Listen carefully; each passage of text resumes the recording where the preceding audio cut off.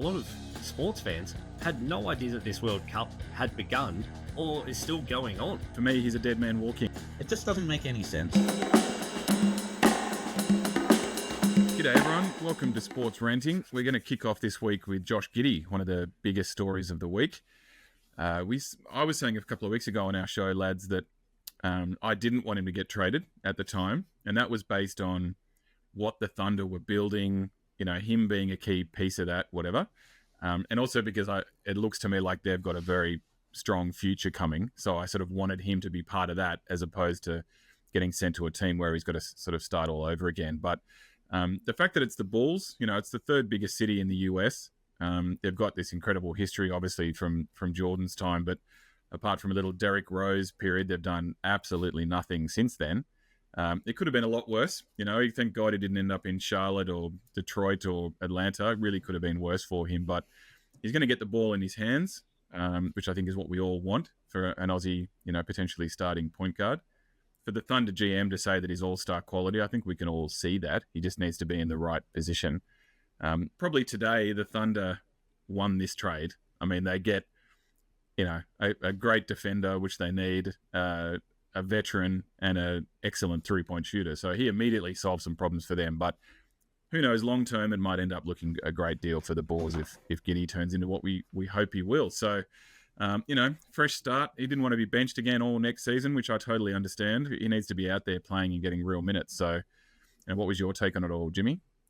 It's a rare win for both sort of parties on this one. It's a big win for Giddey because he was going to be relegated into more of a bench role if he stuck with the Thunder.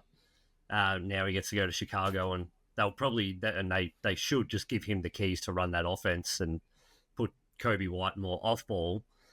But for the Thunder, this is just an unbelievable get. There's rumors that other teams in the NBA were throwing offers at the Bulls for Caruso, and then the Thunder just swoop in and just a 1-for-1 trade, which is just unheard of these days. So the Thunder already finished on top of the West last season, obviously fell short in the playoffs, but you bring in a guy like Caruso alongside SGA and Jaden Williams and Chet, like that team is scary good for next season. The Bulls, I think, and they'll probably go through a clean out and drop all the way down. So it'll be a tough season for them and for Giddey, but at least he'll be in the role that he wants to be in and probably should be in, especially because of his, I guess, lack of real offensive game. He needs to be the one dishing it out, not being hidden in a corner waiting to shoot sort of threes, because he that's just not his game.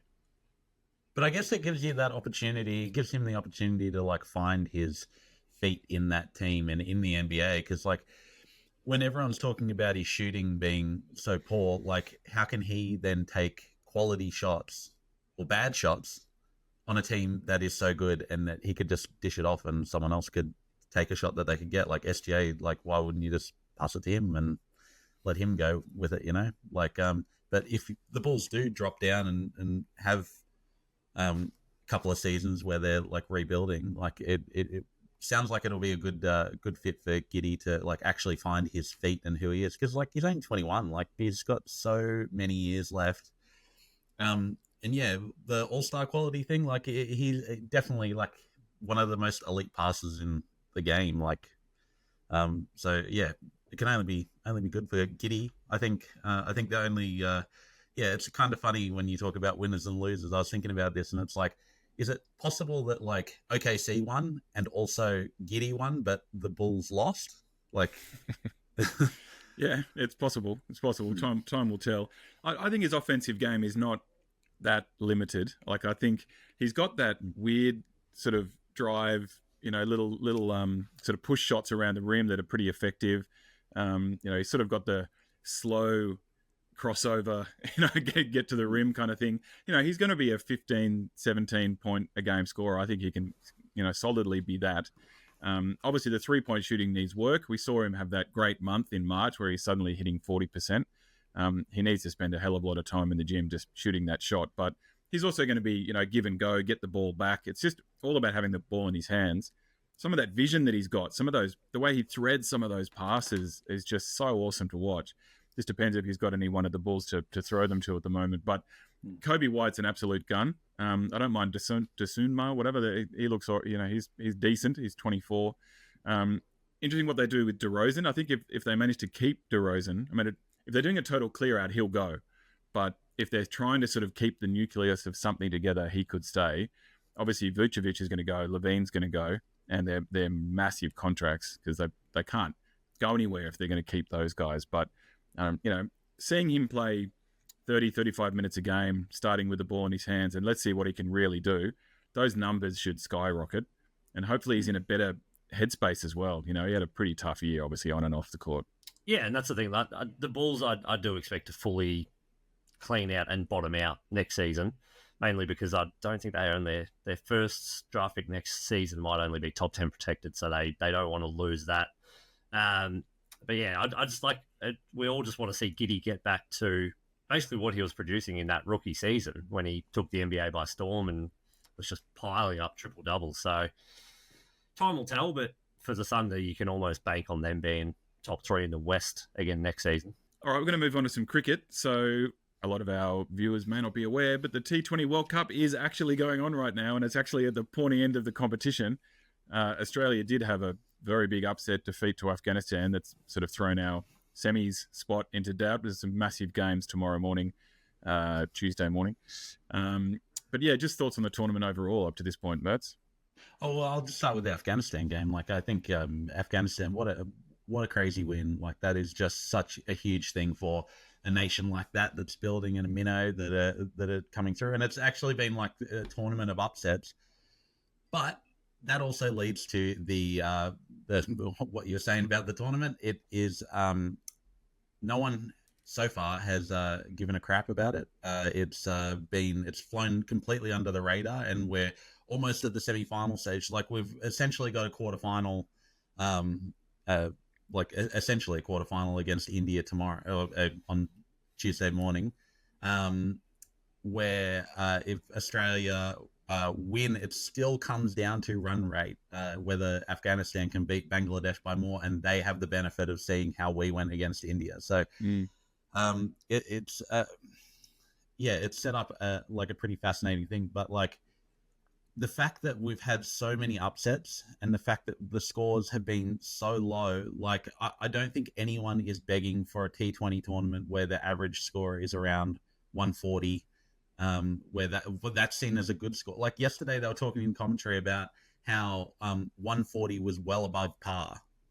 Like, there's a reason that Test cricket is dying. It's because people don't want to sit there for, well, I do, but lots of other people don't want to sit. Yeah, exactly. But most people and new people to the sport want to watch T20 because they score 250 runs and chase it down in 3 hours, and it's entertaining, and there are sixes and great catches and everything like that. But like, I just think this is such a misstep from the ICC. Why would you give it to a nation where the wickets are not up to scratch? And I mean, America had a win early on against Pakistan, and in that game, all the talk after it was like, this wicket is just not up to scratch. And so why would you go put it in a nation where you don't, or two nations where cricket is not well, like, the West Indies obviously have a cricket culture, but like, they've clearly dropped down to a second tier nation.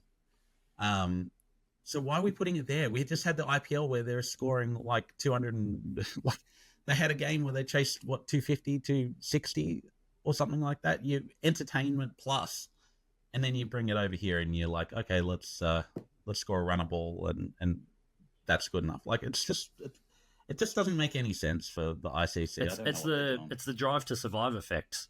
They're not pandering to cricket lovers. They're trying to draw in this whole new market of, hey, look at this. This is, everyone should be involved and get around this. But what that does is it drives genuine cricket fans away. And to be honest, a lot of diehard cricket fans and sports fans had no idea that this World Cup had begun or is still going on. There's the interest in this event is dire. Yeah, and I mean, if Australia were 8 or whatever they were, 5-0, going into this Afghanistan game, like usually Australia are right behind us, like right behind the last one in like Dubai, the one that we won. Like there was like decent interest in it and knowledge of it and everything. But yeah, it's every 2 years though as well. We have one of these T20 World Cups. Like it's just it's too much. The cricket calendar in and of itself is way too much. There's just every single day there's like a contest going on, and it's just I don't know. T20 that's a point. That's a point I was going to make. It's oversaturation. I mean, we're just coming off. It feels like the ODI World Cup wasn't that long ago, and we're rolling around straight into another World Cup. I think part of the problem in Australia is that it's on Prime Video, so it's just not getting that mainstream viewing at all. And I agree with. I mean, they sort of miss an opportunity. If you're going to put it in the US, put more games. Put Australia, India in Dallas Cowboy Stadium or something. Have a crack. Like you might not get a massive crowd, but at least put it in these showpiece arenas. But hardly any games are in America, and none of the finals or any of that are in the US. But I mean, you had India, Pakistan. You had like a packed stadium for that, but you also had a 30,000 seat stadium. But the issue with that is that you've had this in the past. They did a Legends tour where they had like Sachin Tendulkar and Ricky Ponting and Adam Gilchrist and like Matt Hayden, and like they had all these like great players go play in these baseball stadiums and everything, and they packed them out. But all of it was Indian expats who watched the like every cricket game on satellite and everything like that, and they got to see it in their backyard. But it doesn't like build a culture in it. All I saw at the beginning of the tournament, like America won, and like the American fans that were like, "Oh wow, I saw this. That wasn't that impressive. Look at this baseball highlight." Like, yeah, but even the West Indies, which is a cricket nation, there's been terrible crowds. We've seen so many empty seats, and even the quality of some of the stadiums don't look great. It's not a good TV product right now. But that's also 20 years of neglect from the West Indian Cricket Board. Yeah. And just focusing on T20, which is what they've really done across the board with their governing body and whatever. But I mean, I'm normally extremely invested in the Australian cricket team in whatever they do. I don't particularly care about this tournament at the moment. It doesn't feel like it's a big world event that we really need to win and whatever. I was pretty happy for Afghanistan, but basically their first ever win over Australia was a terrific story, and a lot of stuff about why aren't they playing each other more regularly and why do Australia keep pulling out of these matches against them and all that. Australia's been pretty sloppy. There was 5 or 6 drop catches in both of their last couple of games, so they're not really on it, not really sharp. Your mate Dave Warner. What a shot! He's not alone though. There was a lot of shit shots from the Australian batsmen in that game. I mean, like Travis Head Matthew played the Travis Head what was he doing? if he gets out for a dark. But he came in like there was nothing down there. Like at that point, the damage should have been done at the top of the order. But like Travis Head, what was that shot? Like, I'll give props to Afghanistan because that Travis Head ball was a peach. That he absolutely bamboozled. Yeah, but it's how Travis gets out. Travis gets out. Yeah, he loves the crossbat. So if he gets out early, that's how he gets out. Mm-hmm. Look, especially early to get a 4 early in these innings. If we bounce back, if we beat India overnight and we make the semis and we get through to a final and whatever, I'm sure we'll write stories about it and it'll get a little bit more interest. But for me, it's a fail, this T20 World Cup. Absolutely. So there's no other way to put it. All right, so AFL, we're going to cross over to a bit of footy. I took the opportunity to get a lot of reaction on the weekend to a certain Ken Hinkley, who has been with Port Adelaide now for 12 and a half seasons. 0 grand finals, 0 premierships in that time. He was getting booed off the ground. There's a guy called Kane Corns who helps do pretty good traffic for us, but he came out and said he couldn't believe the booing, and it's like, come on, Kane. I'm shocked this guy has still got a job, to be honest with you, and he's kept getting his contract renewed. That's what I thought, sir. I thought you were talking about Kane for a second. Take your pick. Take your pick. No, Channel 9 loves Kane. He gets plenty of people talking, whether you agree with him or not. But look, basically, Kenny's got a great regular season record. He's just under 60% winning, for 12 years, which is solid in any sport, but he's 5-7 in the finals, 0-2 last year, out in straight sets. It's a bit like the definition of insanity, doing the same thing over and over again and expecting a different result. So succession plans have a terrible history in the AFL, but Josh Carr has been primed for this job. If it was me, I'd make the move today. I would have made the move yesterday.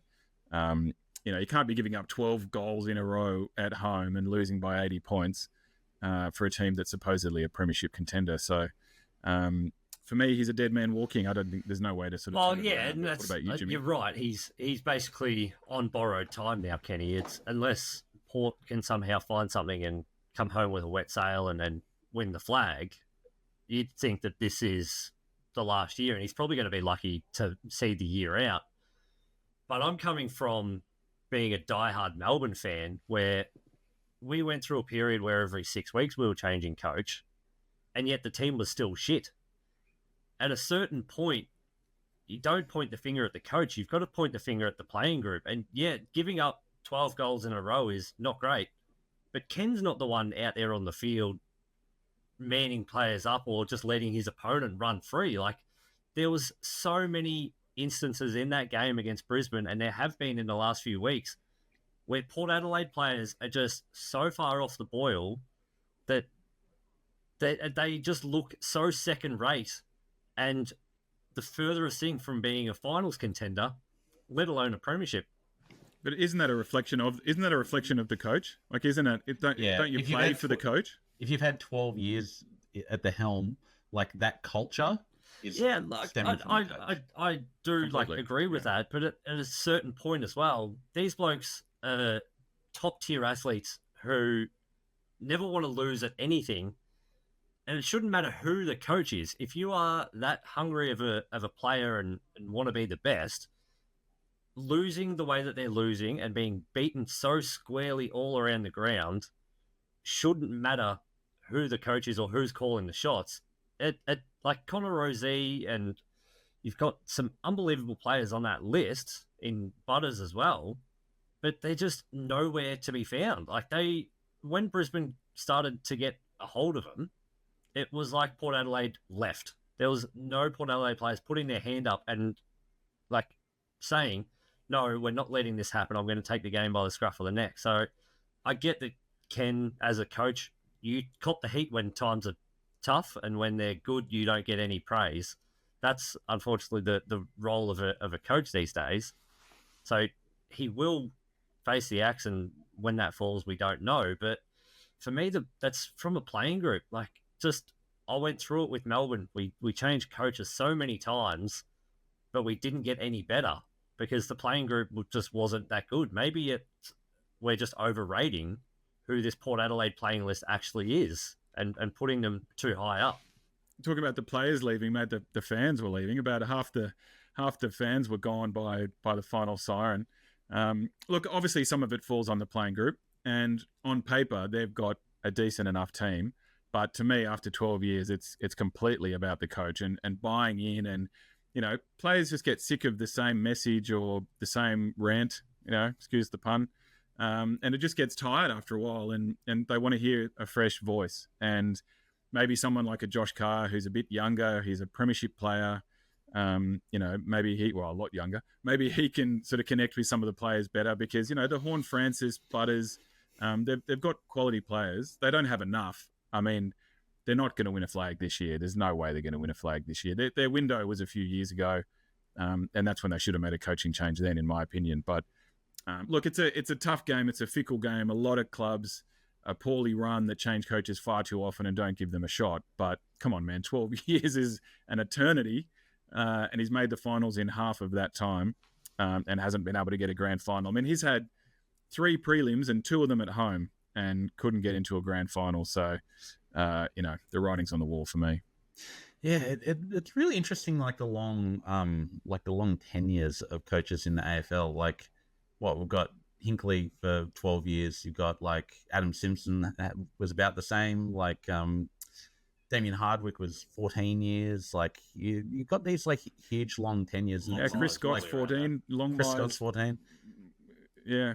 I mean, and they've had success. Like the Swans, like had a couple of years where they dropped off, but obviously now have come come back. But it's just coming from like NRL and stuff like that. Usually, it's like the first sign of the first sign of any kind of like drop off. You sack the coach. Like it's just yeah, it's a tough one. It's a tough one to like work out.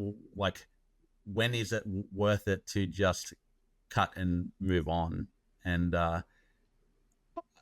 it's interesting what you say, JD, about the like the succession planning being so poor in the AFL, like having a poor history in the AFL. When like, is it the right thing to just put Josh Carr into the thing and not look around and see what else is out there? What other possible options there are? Oh no, they should definitely do their due diligence and have a good look around, and at least contact all the top coaches that are around. Can you get a Chris Scott? Can you get one of these guys? Is Chris Fagan had enough of Brisbane or whatever? They definitely shouldn't just sit back and go, we've got our plan, that's it, let's just see what happens. And that's the other thing.